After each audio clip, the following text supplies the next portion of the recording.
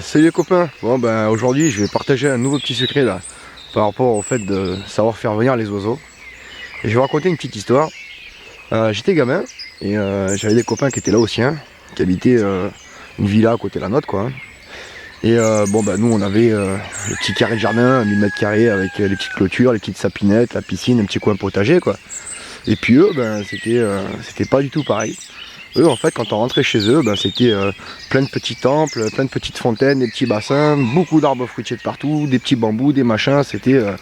Ça ressemblait un petit peu à la jungle, quoi. Ça ressemblait un petit peu à quelque chose comme ça, mais encore plus joli.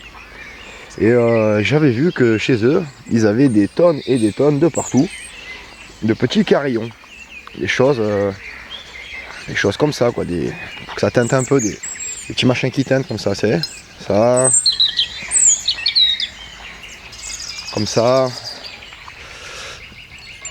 Et puis un jour, je lui demande comment ça se fait que t'as autant de carillons quoi.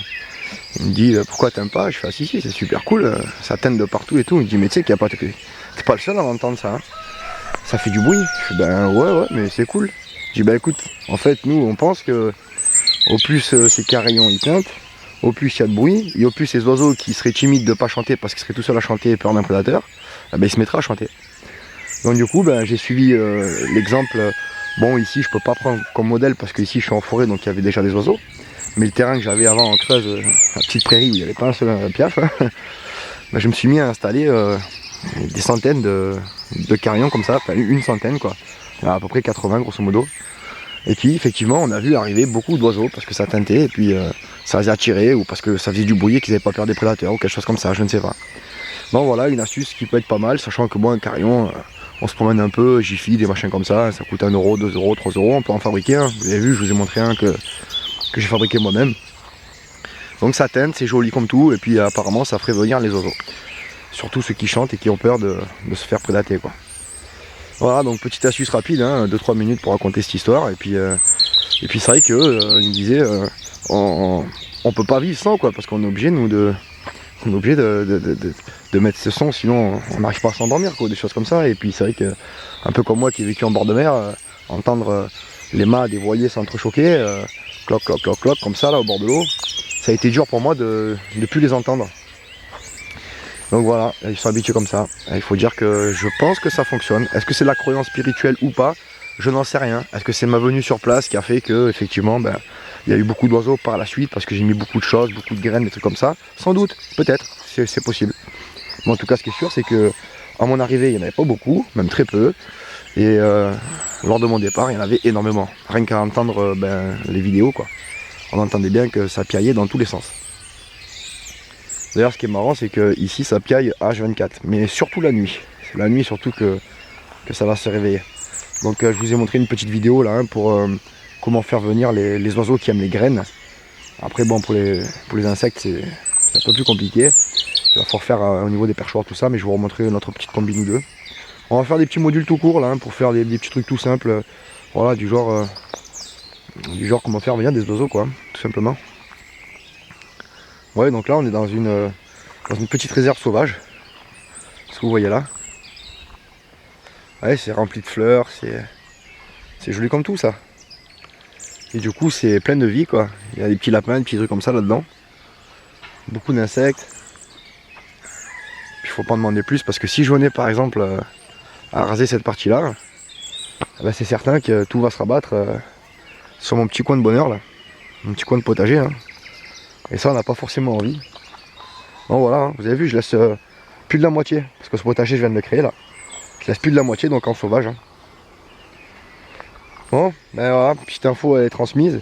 À vous de voir hein, si vous voulez essayer ou pas. De toute façon que ça marche ou ça marche pas, on s'en fout. Moi je trouve que c'est cool d'entendre teinter ces petits carillons. C'est sympa, il faut en prendre de différentes tailles, différents sons comme ça. Il y en a qui se déclenchent plus tôt, voilà. C'est bien cool, moi j'aime bien entendre ça. Là je dois en avoir à peu près une quarantaine sur site là. Ouais, parce qu'après bon, c'est pas les choses qui arrivent à se garder des années. Parce que je crois qu'ils s'abîment vite, surtout les trucs industriels avec des petits morceaux de ficelle, des choses comme ça. Moi je préfère les fabriquer, là ils sont beaucoup plus solides. Et pour les fabriquer je m'embête pas, hein.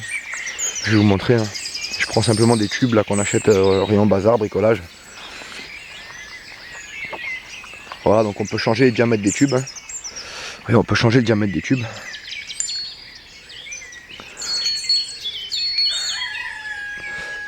Après on le coupe de façon à avoir un son plutôt sympa. Bon, moi j'ai un accordeur à guitare. Alors ce que je fais c'est que je le teinte, puis je regarde où c'est qui sonne. Donc j'arrive plus ou moins à accorder. Mais si c'est pas accordé, c'est sympa aussi quoi. Donc là en fait il avait un autre au milieu. Vous voyez ça fonctionne bien. Mais il faut un contrepoids au milieu là. Je sais pas, il a dû tomber, je l'ai perdu. Ouais, le fil à canne à pêche. Un petit truc bazar déco là. Puis voilà, ça sonne bien quoi. Ben là ça va teinter quand il va venir taper avec le vent. Voilà. En plus ça se récupère, quand ils sont cassés on peut récupérer les...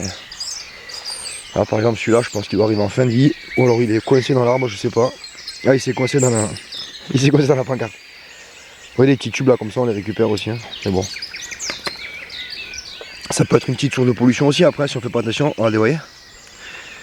Voilà, ça s'est récupéré. Ben. On va voir de réparer celui-ci. Mais bon ici j'en ai pas vraiment le besoin. Surtout que je les avais quoi. J'en ai donné beaucoup à un copain. J'essaie de les installer chez lui. Il m'a dit que ça avait fait venir quand même pas mal d'oiseaux. C'est ce qu'il m'a dit. J'ai constaté qu'il y avait plus d'oiseaux. Donc après est-ce que c'est la croissance populaire ou pas, ben ça on peut pas vraiment l'affirmer quoi. On peut pas savoir. Bon bah allez.